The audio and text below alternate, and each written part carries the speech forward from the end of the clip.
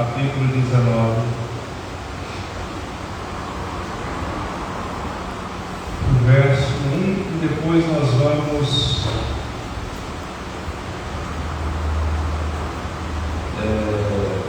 no verso 10. Gênesis 19, verso 1. Amém? Os dois anjos chegaram a Sodoma ao anoitecer, e Ló estava sentado à porta da cidade. Quando os avistou, levantou-se, foi recebê-los, prostrou-se em terra e disse: meus senhores, por favor, acompanhem-me à casa do meu servo. Lá, a casa do seu servo, lá poderão lavar os pés, passar a noite e pela manhã seguir caminho. Não, passaremos a noite na praça, respondeu. O verso 10. Nisso os dois visitantes agarraram Ló, puxaram-no para dentro e fecharam a porta. Depois feriram e seguiram os homens que estavam na porta da casa, dos mais jovens aos mais velhos, de maneira que não conseguiu encontrar a porta. Os dois homens perguntaram a Ló: você tem mais alguém na cidade? Genros, filhos ou filhas, ou qualquer outro parente? Tire-os daqui, porque estamos aqui para destruir este lugar. As acusações feitas ao Senhor contra este povo são tantas que ele nos enviou para destruir a cidade. Então Ló foi falar com seus genros, os quais iam casar-se com suas filhas, e lhes disse: saiam imediatamente deste lugar, porque o Senhor está para destruir a cidade. Mas eles pensaram que eles estavam brincando. Ao raiar do dia, os anjos insistiam com Ló, dizendo: depressa, leve daqui sua mulher e suas duas filhas, ou vocês também serão mortos quando a cidade for castigada. Tendo ele hesitado, os homens o agarraram pela mão, como também as mulheres e as duas filhas, e os tiraram dali à força e os deixaram fora da cidade, porque o Senhor teve misericórdia deles. Assim que os tiraram da cidade, um deles disse a Ló: fuja por amor à vida, não olhe para trás, e não pare em lugar nenhum da planície. Fuja para os montes ou montanhas, fuja para as montanhas, ou você será morto. Ló, porém, lhes disse: não, meu senhor, seu servo foi favorecido por sua benevolência, pois o Senhor foi bondoso comigo, poupando-me a vida. Não posso fugir para as montanhas, senão esta calamidade cairá sobre mim e morrerei. Aqui perto há uma cidade pequena, esta está tão próxima que não dá para correr até lá. Deixe-me ir para lá, mesmo sendo tão pequena, lá estarei a salvo. Está bem, respondeu ele, também lhe atenderei esse pedido e não destruirei a cidade da qual você fala. Fuja depressa, porque nada poderei fazer enquanto você não chegar lá. Por isso a cidade foi chamada Zoar. Amém?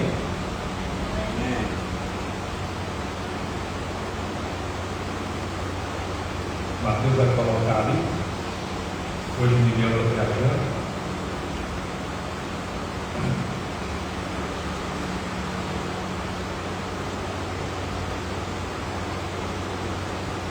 Esse é o tema da mensagem. Lembrai-vos da mulher de Ló. Lembrai-vos de usar óculos, Vanessa. Você tem que usar óculos. Ela faz assim, vai enxergar a letra de lá, falta atrás.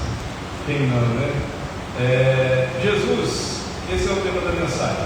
Ao falar sobre os últimos dias, quando ele está pregando sobre os últimos dias, ele comparou o tempo da sua volta. Ele está muito próximo de voltar. Ele comparou o tempo da sua volta aos dias de Noé e aos dias de Ló. E a nossa oração deve ser que Jesus volte logo, né? Essa vai cair no temporal lá fora. A nossa oração tem que ser que Jesus volte logo, porque os dias estão tão difíceis, tão cansativos, tão tribulosos, tão trabalhosos, que até o povo de Deus, é o que a Bíblia diz: se os dias não fossem abreviados, até nós não vamos suportar a tamanha dificuldade que está por sobrevir sobre este mundo.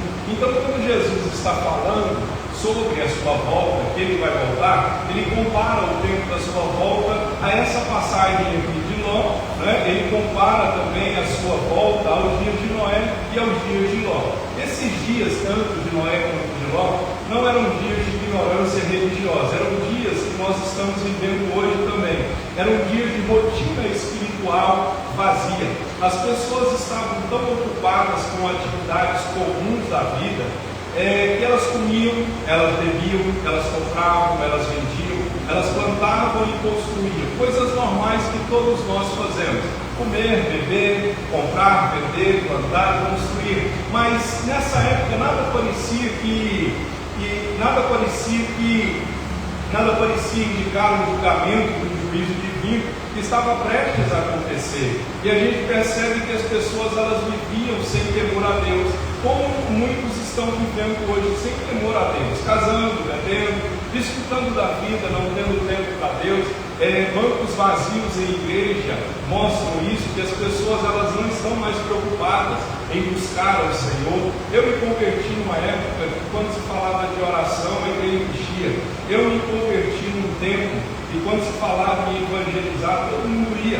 E esse tempo parece que ele está se acabando, ou se acabou. Há muitas exceções, mas a gente percebe que aqui a vida parecia ser normal, e estava normal, mas só que o juízo já estava à porta.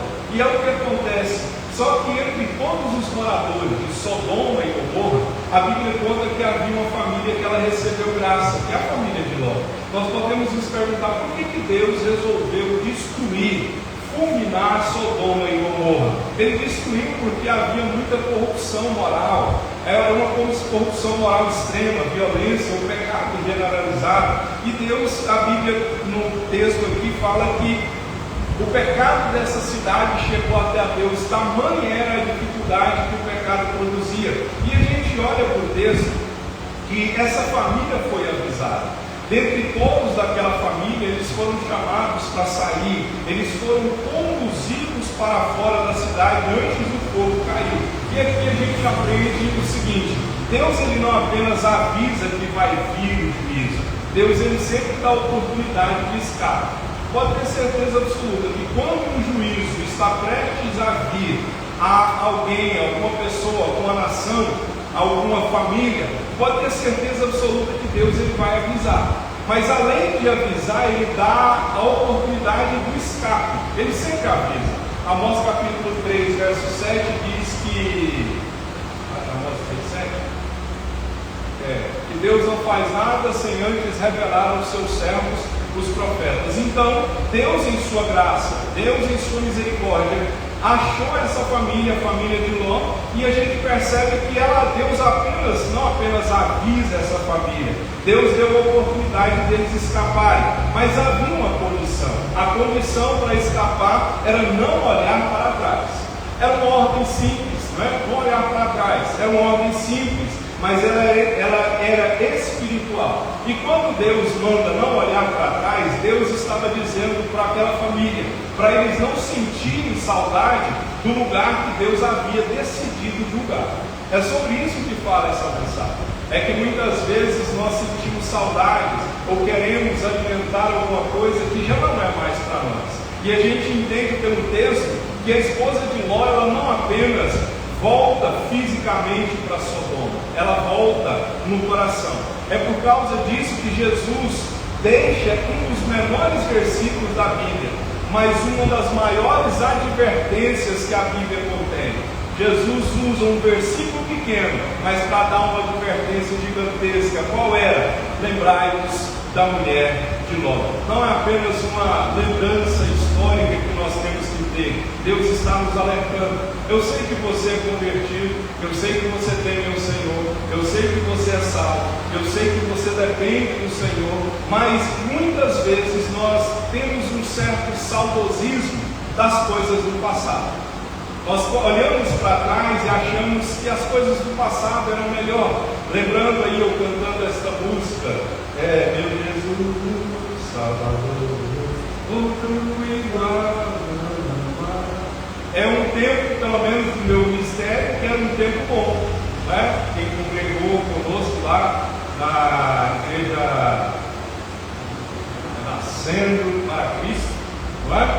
Lembra dessa música? Era uma música muito tocada, e E muitas vezes a gente, apesar de conhecer, apesar de ser salvo, apesar de temer ao Senhor, há ainda em nós um certo saudosismo de olhar para trás e lembrar daquelas coisas e ficar apegado a essas coisas.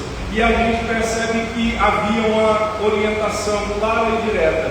A condição era: eu vou libertar vocês, vocês não vão morrer, a cidade vai ser fulminada, vai destruída, eu vou tirar vocês com mão forte e poderosa, mas a condição que eu dou para vocês é: não olhem para trás. A primeira coisa que a gente pode aprender com o texto é que o coração pode estar em Sodoma, mesmo que os pés estejam fora, mesmo com os pés fora, porque o verso 16 diz assim, Gênesis 19:16: tendo ele hesitado, os homens o agarraram pela mão, como também a mulher e as duas filhas, e as tiraram dali à força, e os deixaram fora da cidade, porque o Senhor teve misericórdia deles. O que se percebe aqui com esse texto é que eles foram tirados à força. Só que Ló e sua família, eles demoraram a sair, mesmo diante do juízo de Deus. Irmão, se há um tiroteio, você fica no tiroteio? Se há fogo, você fica no fogo? Se há aviso, vamos usar as guerras que estão acontecendo lá, Estados Unidos, Irã contra Israel, Estados Unidos contra Irã. Você já percebeu que, eu até disse isso para minha filha, você já percebeu que a maioria dos mísseis que, pelo menos Israel, manda, você já percebeu que a maioria deles tem vídeo, mostra os vídeos dos mísseis chegando? Por que eles conseguem? Certa vez eu me perguntei, mas quantas pessoas sabem onde o míssil vai chegar e que hora que ele vai chegar? Um simples fato: Israel avisa. Eles mandam mensagem para as pessoas saírem perto daquele lugar. Então a gente entende que Ló e a sua família foram avisados. Olha, os anjos chegam e dizem assim: o pecado dessa nação chegou até nós, nós viemos aqui para destruir. Só que o texto diz que eles demoram a sair de Sodoma, mesmo diante do juízo. Eles tiveram que ser tirados à força pelos anjos, porque eles estavam demorando para sair. Por que eles estavam demorando a sair? Porque o coração deles estava dividido entre obedecer a Deus e permanecer no lugar de costume. Ou seja, o povo havia saído daquela cidade, mas o coração ainda estava preso àquele lugar. E isso muitas vezes acontece com a gente. Deus manda dizer, fala com a gente, diz assim: olha, essa pessoa não é mais para você, esse lugar não é mais para você, esse sentimento não é mais para você, o seu tempo com tudo que você está vivendo nessa situação, nesse lugar, nesse sentimento, nesse pensamento, acabou. Mas nós muitas vezes ainda demoramos para sair daquela condição que Deus está dizendo: olha, se você não sair dessa posição, desse sentimento, desse lugar, ou se afastar dessa pessoa, o juízo vai vir sobre essa pessoa. E se esse juízo chegar nessa pessoa e você estiver junto dela, você também vai sofrer. Então a demora não foi por falta de aviso, foi porque havia apego ao ambiente que eles precisavam deixar. Eles hesitam, e essa hesitação mostra que o coração pode resistir ao chamado de Deus. Nós somos assim, nosso coração resiste às ordens de Deus, nosso coração resiste aos mandamentos de Deus. Eles sabiam que precisavam sair, mas eles demoram a obedecer, eles são lentos para obedecer ao Senhor. Por quê? O apego ao passado torna a obediência mais difícil. Se você ficar preso ao passado, a obediência vai ser difícil, porque muitas pessoas elas já saíram exteriormente do pecado, mas muitas pessoas continuam ligadas interiormente. A prova disso é Israel. Deus tira Israel do Egito em um dia, mas levou anos para tirar o Egito do coração de Israel. Foi necessário uma noite, e uma noite Deus tira com mão forte, mata todos os primogênitos e tira o povo de Israel. Mas foi necessário 40 anos para tirar Israel do coração do povo. Então isso a gente entende que muitas vezes Deus já deixou claro que algo precisa ser abandonado, mas o nosso coração ainda hesita, nosso coração tenta argumentar, nosso coração muitas vezes, por estar apegado, muitas vezes a gente não quer. Então a pessoa sabe que precisa sair de determinadas práticas, ambientes, mas ela continua adiando. Quantas decisões nós estamos adiando? Quantas emoções nós estamos adiando? Muitas pessoas estão dentro da igreja, mas ainda vivem emocionalmente no passado. Abandonaram práticas, mas não abandonaram o desejo. Elas até pararam de pecar, mas não foi por amor, foi por medo da consequência. Então, a gente entende que muitas pessoas, e isso eu posso dizer e afirmar como pastor, muitas pessoas ainda estão na igreja, mas elas ainda alimentam pensamentos e desejos, saudade da velha vida. É aquela pessoa que a gente costuma dizer que é o crente Raimundo. Então, pé na igreja, mais o que no mundo? Cabeça do mundo, né? Pé na igreja, pé no mundo. Nós não podemos ser assim. O coração da esposa de Ló, o coração pode estar em Sodoma, mesmo que os pés estavam fora. Os pés dela, o corpo dela já estava fora, mas o coração ainda estava em Sodoma. Às vezes Deus está alertando a nós como igreja que muitas vezes Ele quer fazer uma mudança. Ele está fazendo um processo de mudança. Só que mudança, ninguém gosta de mudança, né? A gente pode testificar aqui. Em quanto tempo que a gente mudou para cá? Já 4 meses? Vai fazer 3? 3 meses que nós estamos aqui. E até hoje ainda tem coisa fora do lugar. Até hoje, se você entra na minha mesa ainda não foi montada. Até hoje ainda tem coisa fora do lugar. A gente quer mudar, mas mudar dói. Então a gente entende que não foi por falta de aviso, eles tiveram que ser tirados à força. E quantas vezes o Senhor tem que nos tirar à força de dadas situações, de alguns lugares, porque a gente é assim. Presta atenção no que eu vou dizer. A gente ora assim: Deus, faz a tua vontade, não é? Seja feita a tua vontade, assim na terra como é feita no céu. Aí Deus começa a fazer a vontade dele. Aí a gente fala: não quero. Então por que eu não é? Então o coração pode estar em Sodoma, mesmo com os pés fora de Sodoma. A outra coisa que a gente aprende,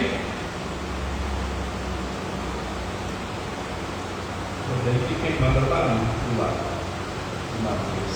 Você viu, né?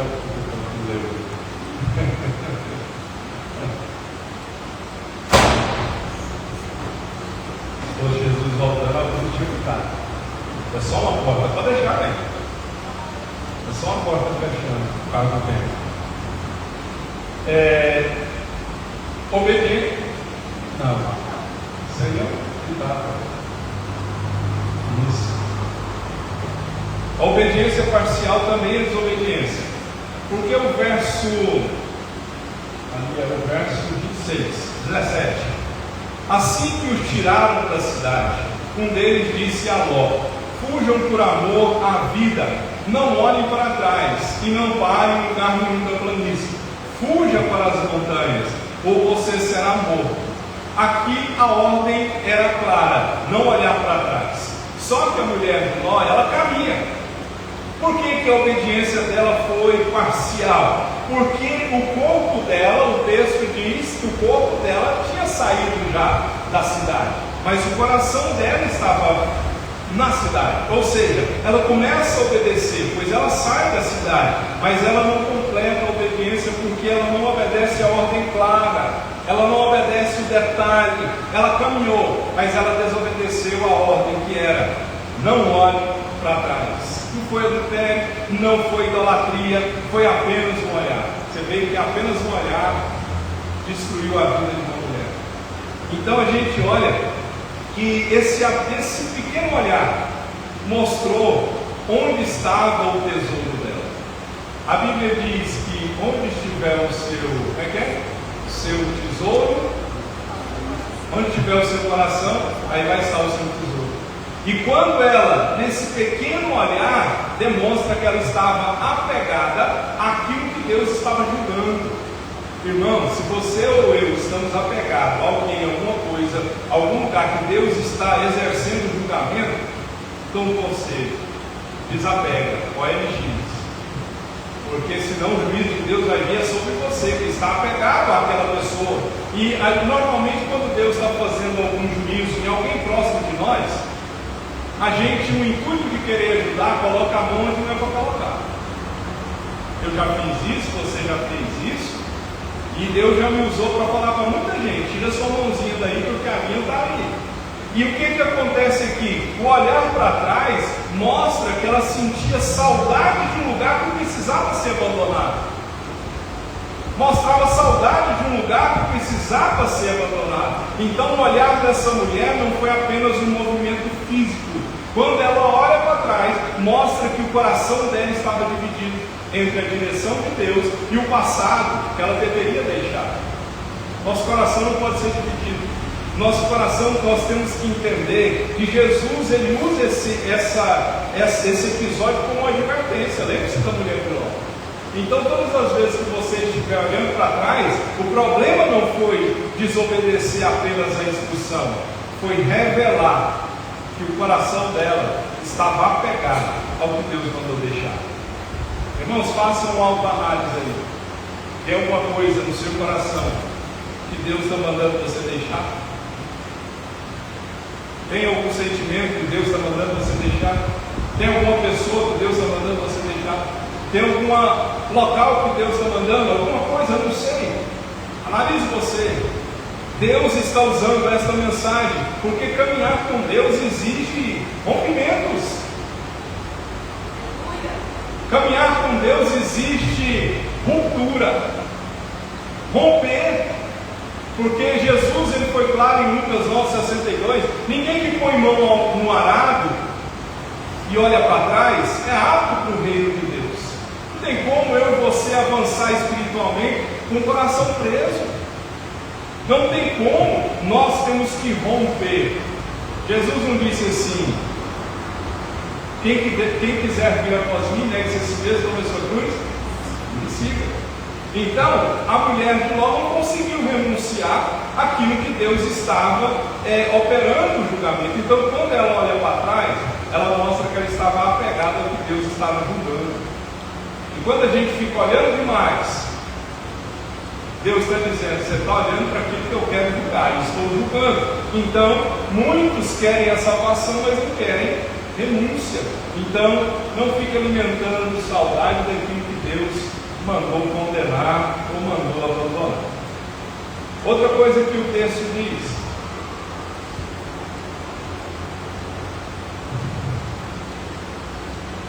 qual o problema?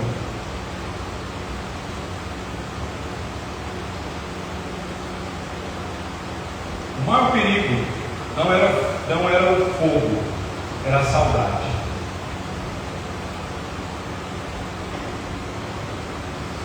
Porque o texto diz: mas a mulher de Ló olhou para trás e se transformou numa coluna de sal. Não é? Ela não morreu por correr para Sodoma. Ela morreu porque ela amava Sodoma. E entenda o seguinte: o inferno começa quando o coração sente falta do que Deus manda destruir ou quer destruir. Porque a maior tragédia dessa mulher não foi o fogo que caiu do céu. A maior tragédia é que ela sente saudade do que existia dentro do coração dela. Ela olha para Sodoma porque Sodoma ainda estava viva dentro do coração dela. E muitos já saíram até do mundo, mas ainda estão levando na memória afetiva a Sodoma e a Gomorra. Não é?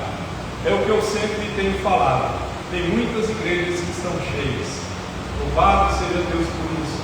Mas no meio dessas muitas multidões, tem muita gente lá que afirma ter se convertido, mas ainda tem saudade e a memória afetiva das coisas do mundo continua ativa naquele coração. São pessoas que muitas vezes mudam o ambiente, mas continuam valorizando aquilo que Deus mandou valorar. Queridos, não adianta mudar o ambiente se não mudar o coração. Olha, e é triste eu dizer, muitas pessoas não vão ser salvas. Muitas pessoas que estão dentro de igrejas não vão ser salvas. Porque muitas pessoas nessa geração que nós estamos vivendo não entenderam ainda que esse seguir Jesus não é estar dentro da igreja, é ser convertido, é mudar de atitude. Muitos até afirmam assim: o Brasil passa por um avivamento. Eu queria saber aonde está esse avivamento, porque é um país encharcado igual porco na lama da corrupção. Prostituição e adultério dentro de igreja é comum, não deveria ser. As pessoas estão totalmente enredadas no pecado. Então a gente percebe que sair do pecado não significa que o pecado saiu do coração, porque Israel já estava livre, mas a gente olha que eles tinham saudade da vida que eles tinham. Eu se fosse Moisés, se coloque no lugar de Moisés. Deus usa Moisés e o sofrimento de um líder é muito grande, eu sei disso, sinto na pele. Aí Deus usa Moisés para libertar o povo, acaba a água, o povo reclama, acaba a comida, o povo reclama. O que você faria? Quando Deus disse assim: eu vou destruir tudo e vou fazer uma nação através de você, eu deixaria. Humanamente falando, eu falava assim: Deus, vai matar todo mundo aí. O que você fazia? Você ia mandar matar? Você pedia a Deus cumprir? Não é? Então o inimigo, muitas vezes, ele tenta constantemente despertar em nós uma nostalgia pelo pecado, não é? Ele faz a gente esquecer o vazio, a dor e as consequências que o pecado traz. Então quem fica alimentando demais o pecado no coração pode correr o risco de voltar para ele. Irmãos, nós estamos num caminho sem volta. Voltar atrás não é para crente. Voltar atrás não é para mim e para você. Eu acabei de ler aqui que quem lança mão no arado e olhar para trás não é apto no reino. É um caminho sem volta, é um caminho somente de ida. Então, o coração dividido é uma das maiores ameaças espirituais. Olha, Tiago disse assim: vocês não sabem que a amizade comum é inimizade com Deus? Eu fico vendo como que a pessoa afirma ser cristã, afirma ter sido salva, afirma ter sido convertida, mas ela não mudou hábitos, palavras, atitudes, lugares, sentimentos. Ela não mudou o modo de falar, ela não mudou a amizade, ela não mudou o lugar, ela não mudou o modo de vestir, ela não mudou nada. Continua bebendo, continua roubando, continua prostituindo, continua mentindo, continua enganando. Isso não é conversão. Porque a conversão que eu conheço, que a Bíblia diz, ela opera mudança, é a metanoia. Eu ia para um lado e vou para o outro. Então a gente percebe que muitos estão com amizade com o mundo, mas não sabem que a amizade com o mundo, quem é amigo do mundo, é inimigo mortal de Deus. Lá fora não tem nada para nós. Nós vivemos no mundo, mas não somos o mundo. Aleluia. Glória a Deus. Porque é como uma comparação que eu vi com o pastor Hernando Dias Lopes dizendo: nós estamos no mundo, imagine a canoa. A canoa está no mundo. O que é o mundo? É a água. Mas a água não pode entrar dentro da canoa, porque se a água entrar dentro da canoa vai afundar. Então nós estamos no mundo, mas nós não somos do mundo. Nós servimos a um Deus que é a luz do mundo, mas nós não somos do mundo. Então a vida cristã, ela não pode ser vivida com a nostalgia. O perigo da mulher de Ló não era o fogo que estava caindo, era a saudade, não é? Há crentes que muitas vezes não praticam mais. O pai parece que acordou ali, vai lá no carrinho ali. A mãe dele, ele está aqui no culto, está lá dentro. Olha lá.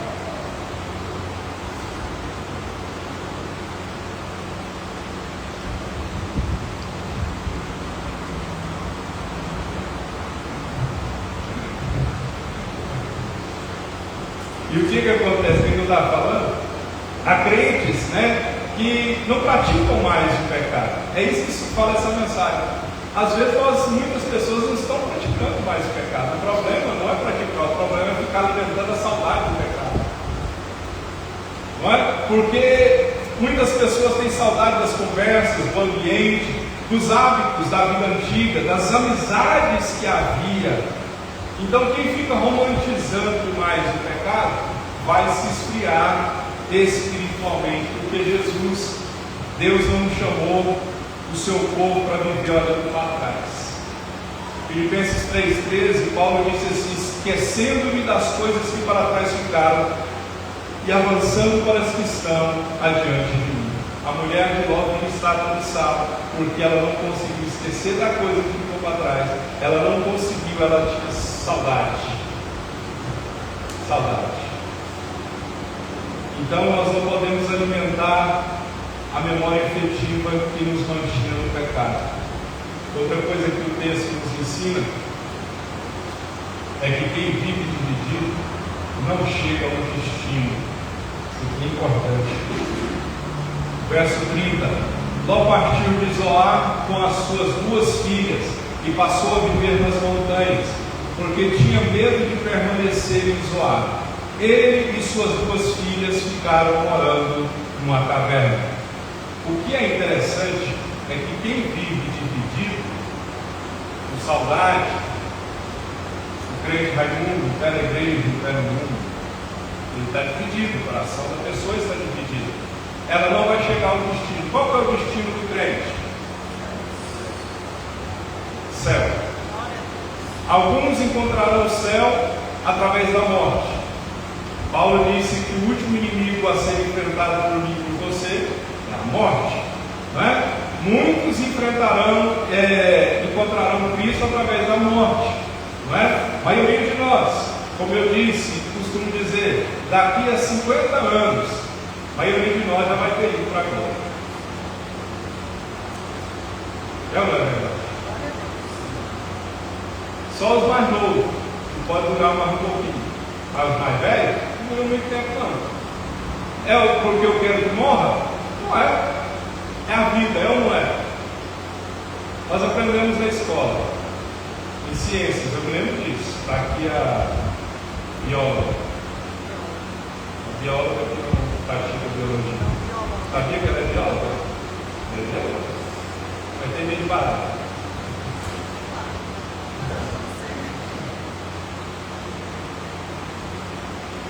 A ciência, a biologia ensina que o homem que nós nascemos, crescemos, reproduzimos, morremos, não é? Uns encontrarão Cristo através da morte, outros encontrarão, se ainda estiverem vivos, através do arrebatamento. São as 2 formas, não é? O destino do crente é o céu. O inferno não é para o homem. Jesus disse isso. O inferno ele foi feito para Satanás e para seus demônios. Inferno não é para mim e não é para você. Amém?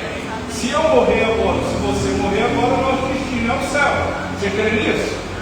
Amém? A nossa esperança, Paulo diz, se for só nas coisas dessa terra, nossa esperança ela é muito fútil. O problema do ser humano é que espera só coisas da terra. Não. Nosso destino é o céu. Nós somos peregrinos na terra. Nós estamos só de passagem. E por que eu estou falando de céu e estou falando de inferno? Porque quem vive dividido não chega ao destino. Ló chegou ao lugar de escape. A mulher não chega ao lugar. Somente Ló e suas 2 filhas chegaram ao lugar do escape. Então a mulher de Ló começou a jornada, mas ela não terminou. Ela sai de Sodoma, mas ela não chega no lugar do refúgio. Então, queridos, uma família pode estar no mesmo lugar do culto e não estar no mesmo caminho. Tem gente da minha família que não vai para o céu. Tem gente da sua família que não vai para o céu. A grande verdade é uma triste realidade.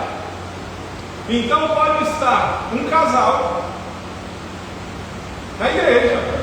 Pode ser que ou o esposo vai para o céu, ou a esposa vai para o céu e o outro vai para o inferno. É a grande verdade.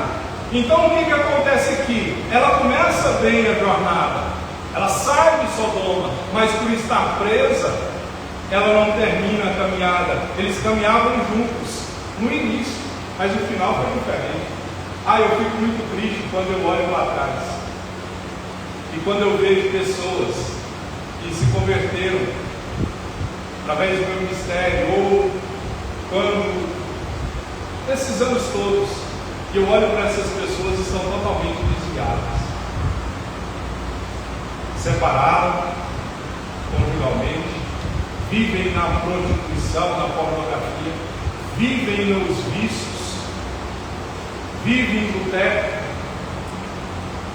cantavam, pregavam, adoravam, pulavam, estribuchavam no chão, falavam em línguas, profetizavam, e hoje estão totalmente desviadas dos caminhos do Senhor, o nosso Deus. Porque o que importa não é frequentar uma igreja. Frequentar a igreja não garante transformação. É possível andar com salvos e não viver como salvo, e não ser salvo. Então é possível andar com quem é salvo e não viver como salvo. É possível, porque o céu ele não é herdado por proximidade, ele é herdado por decisão pessoal. Olha, quando Jesus voltar nos céus, a Bíblia diz que ele vai vir nas nuvens, né?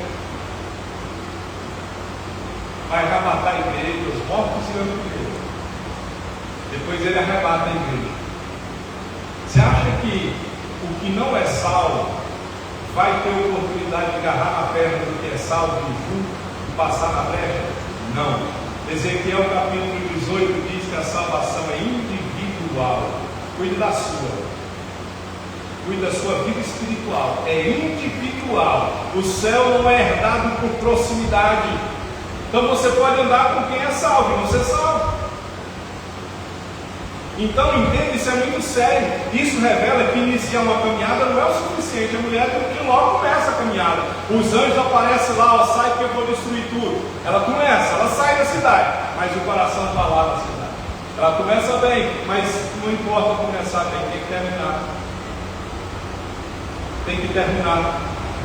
Porque muitas pessoas iniciam a jornada espiritual, mas não perseveram até o fim. Isso é triste. 24:13 de Mateus diz que aquele que perseverar até o fim, ele será salvo. É até o fim. É até o último suspiro da sua e da minha alma. Até o último suspiro do nosso pulmão. Nós temos que caminhar com Jesus. Não é caminhar com Jesus igual esses crentes, perdão pela expressão que eu vou dizer, frouxo, vagabundo, preguiçoso que tem aí. Crentes que são, como o Tiago disse, ânimo dobre, instáveis, inconstantes, cheios de altos e baixos. Não, é até o fim. É até o fim. E é individual. Para de olhar para o irmão que está do seu lado, que não vem da igreja. Cuida da sua vida espiritual. Eu tenho dito para o Senhor Deus, a igreja está aberta. O povo sabe os dias e horários do culto. Se não vierem, eu tenho falado para eles, não vou ficar indo atrás de crente velho. Eu falava isso lá na igreja lá. E muitos achavam ruim. E muitos saíram porque eu comecei a falar isso. Porque tem muita gente que a Bíblia diz assim, olha, já deviam ser mestres, mas ainda precisa ser ensinado. Então a gente precisa entender que é preciso chegar ao destino. O seu destino é o céu. Seu destino é o céu. Você não pode parar enquanto não chegar no céu. Quem vive com o coração dividido não chega no céu. Não vai para o céu. É a realidade. Então, faça uma autoanálise aí no seu, que eu já estou fazendo o meu aqui, porque quando a gente estuda a palavra bate primeiro na gente. Né? Quem prega e estuda a palavra para pregar, primeiro apanha a semana inteira. Toda vez que lê, é uma lapada. Aí depois, quando vai pregar, aí é lapada quem nega quem ouve. Porque a Bíblia é a espada de dois gumes, apta para discernir o pensamento e impressão do coração do homem, apta para separar junto e medula, alma e espírito. Então, quem vive dividido não vai para o céu. Outra coisa que a gente aprende com o texto: o perigo dos últimos dias é olhar para trás. Porque eu vou pegar gancho do que eu acabei de dizer, coração dividido. Jesus, ele usou, como eu disse no início, sobre a sua volta, ele fala sobre os dias de Noé e os dias de Ló. Mateus 24:37 diz assim como foi no dia de Noé, também será na vida do Filho do Homem. O que acontecia nessas duas épocas? As pessoas estavam vivendo as suas rotinas diárias, como eu disse, comendo, bebendo, a vida seguia aparentemente normal. Só que eles não estavam entendendo que o juízo já estava decretado. O juízo sobre esta nação, sobre esta terra, sobre este mundo, já está decretado. Não vai acabar em água como acabou lá em Moria, vai acabar em fogo. Se você ler 1 Pedro, é fogo. Quer ver? Deixa eu ver aqui, se eu consigo lembrar.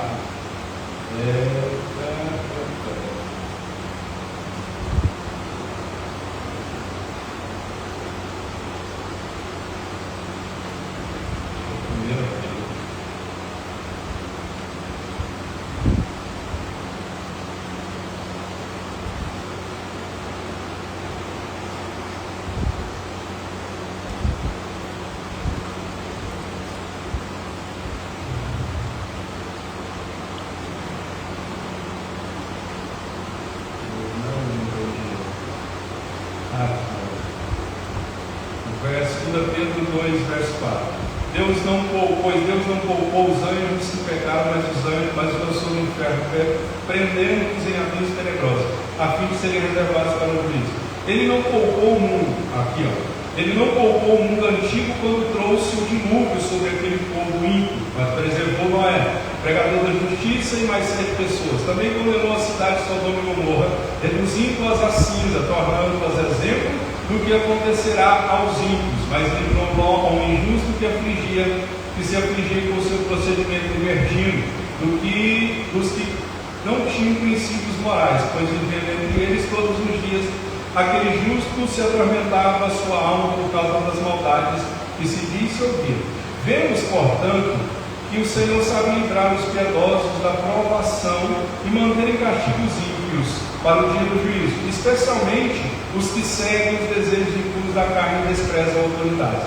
Insolentes, arrogantes, tais homens não têm medo de difamar e serem os seres celestiais. Contudo, nem os anjos, embora sejam maiores em força e poder, pode fazer acusações injuriosas contra aqueles na presença do Senhor. Não é aqui? Aqui, ó. Verso 5 de 2 Pedro 3. Mas eles deliberadamente se esquecem que há muito tempo esta palavra, ou que é chamado que Jesus demora para voltar.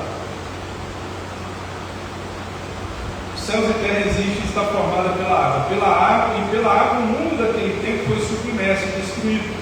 Pela mesma palavra, os céus e a terra que agora existem estão reservados para o fogo, guardados para o dia do juízo e para a destruição dos ímpios. Não vai ser água mais, é fogo.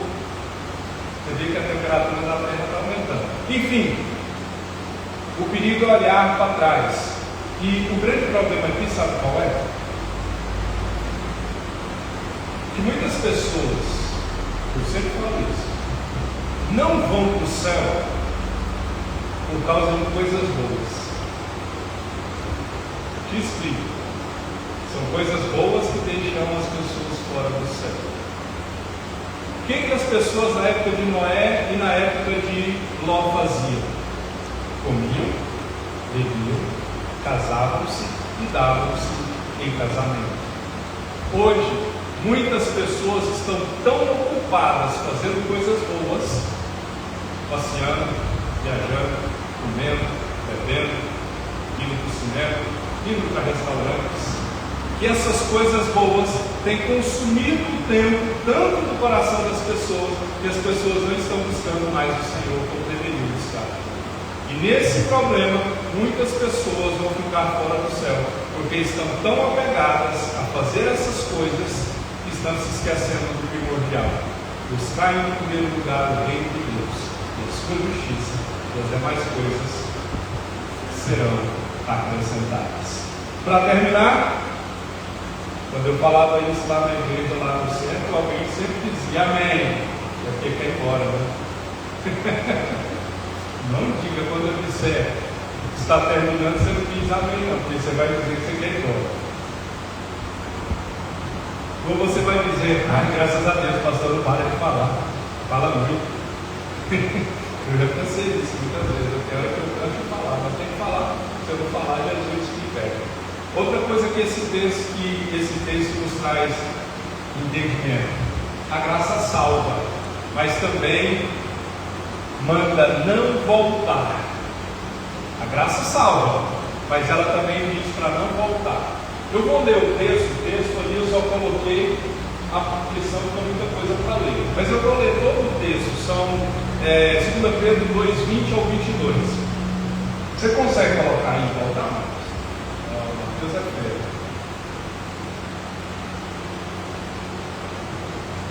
Olha o que o texto diz. Preste atenção no tópico e olha o que o texto diz. A graça de Deus, ela salva, mas ela também manda não voltar. Agora vamos ler o texto. Analisa e interpreta o texto no português do texto. Se tendo escapado das contaminações do mundo por meio do conhecimento de nosso Salvador Jesus Cristo, encontram-se novamente nelas enredados e por ela dominados, estão em pior estado do que no princípio. O que o apóstolo está dizendo aqui?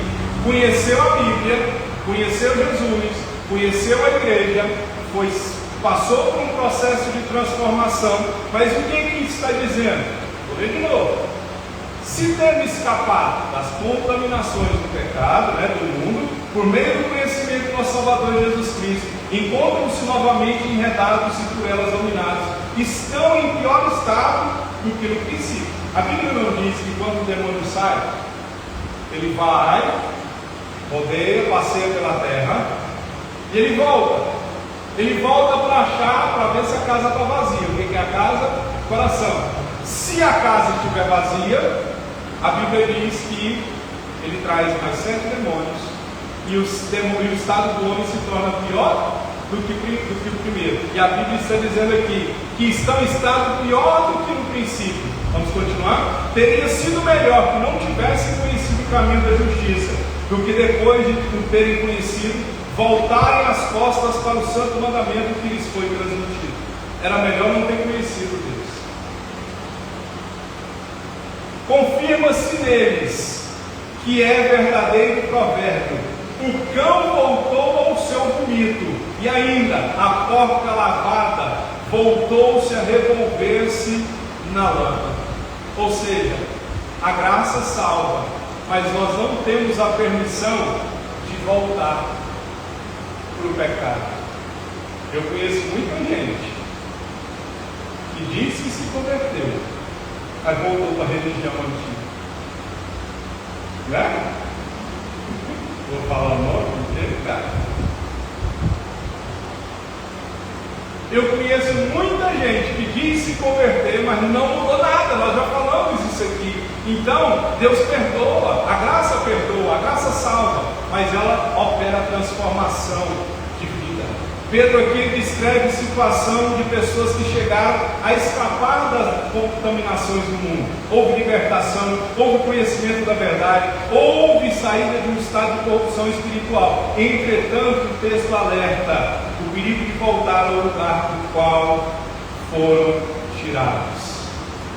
O cão volta ao seu vômito, e a porca que estava lavada volta a se revolver na lama. Era melhor não ter conhecido Deus, era melhor não ter conhecido a palavra, do que conhecer e voltar. O juízo vai ser bem maior. O juízo vai ser bem maior. Então a graça foi dada, não é para alguém voltar ao passado, voltar ao pecado. Ela foi dada para produzir uma nova direção de vida.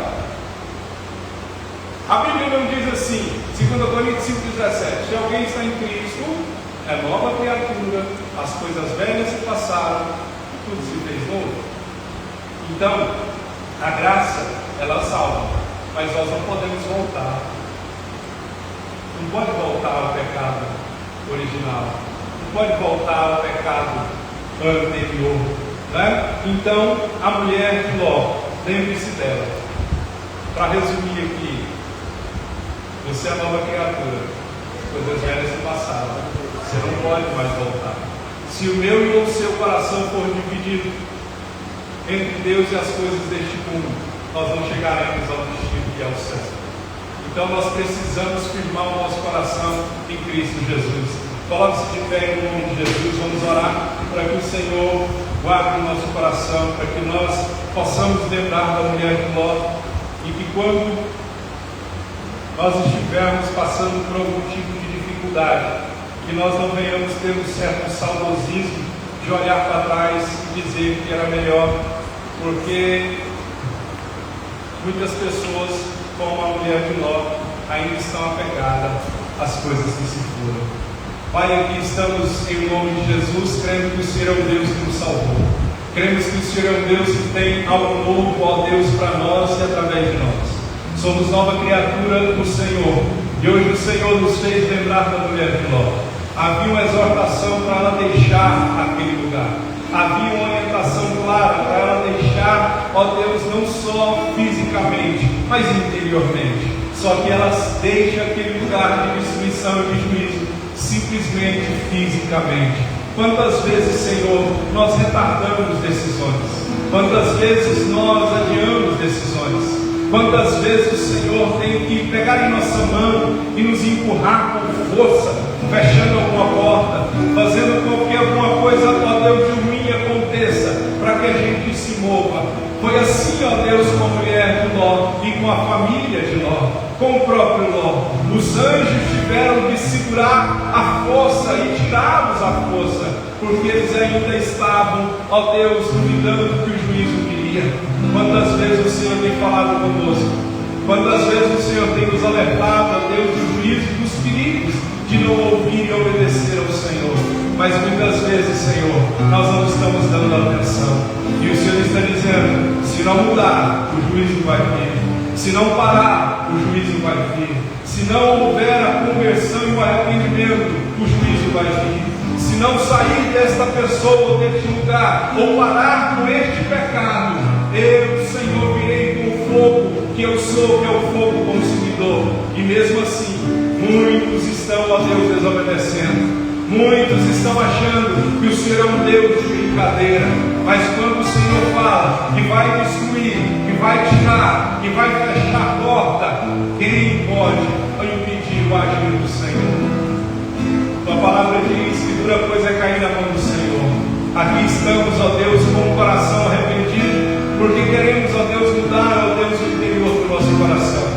Muitas vezes, Senhor, só mudamos, ó Deus, o nosso corpo, mas o nosso coração ainda está lá no passado.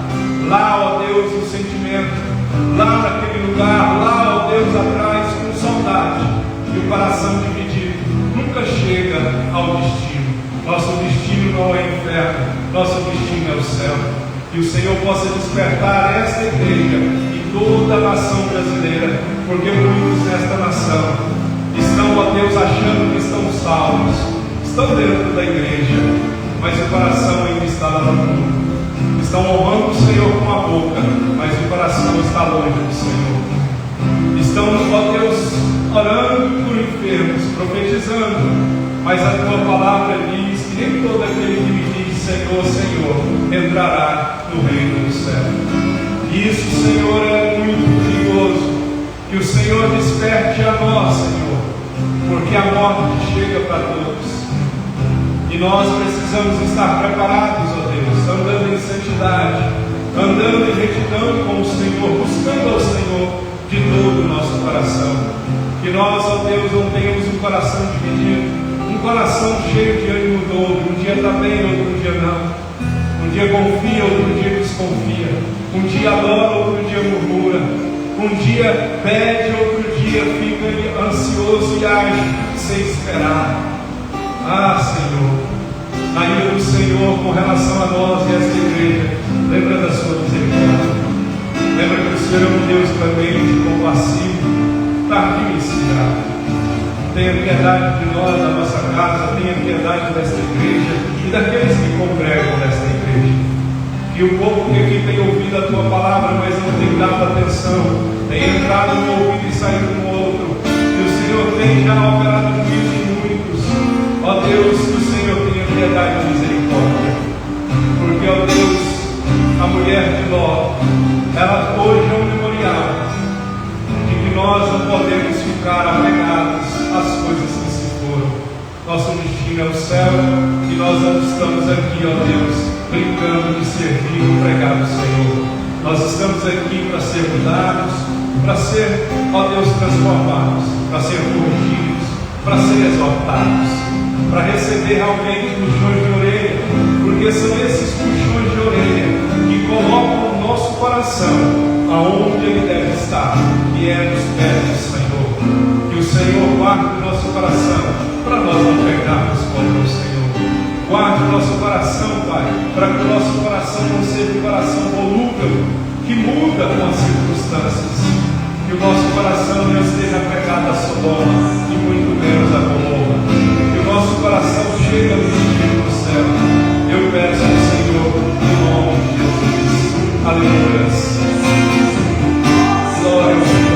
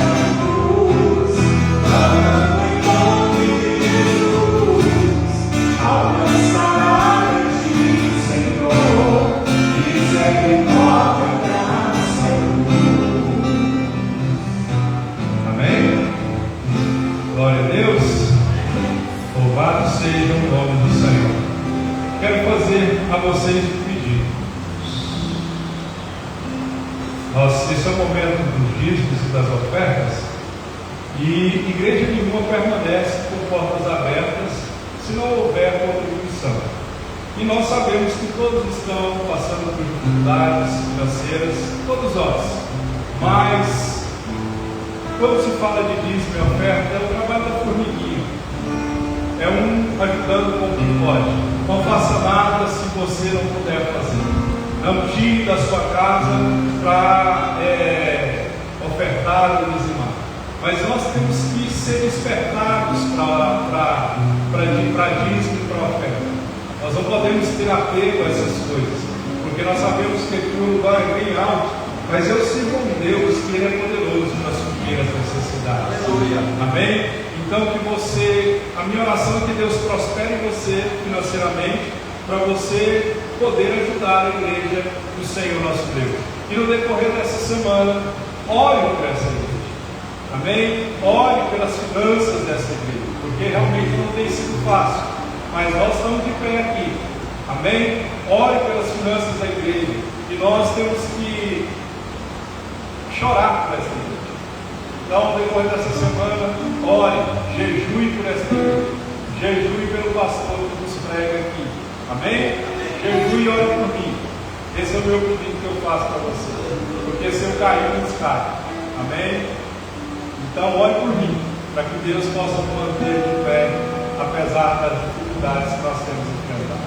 Então nós vamos dizimar e ofertar, caso você possa, você tenha a liberdade de fazer. Vamos cantar? Maravilhoso és, minha inspiração a prosseguir.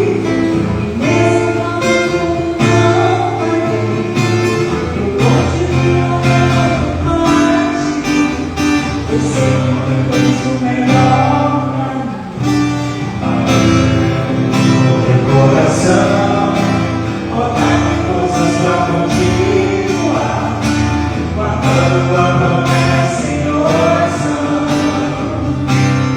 e não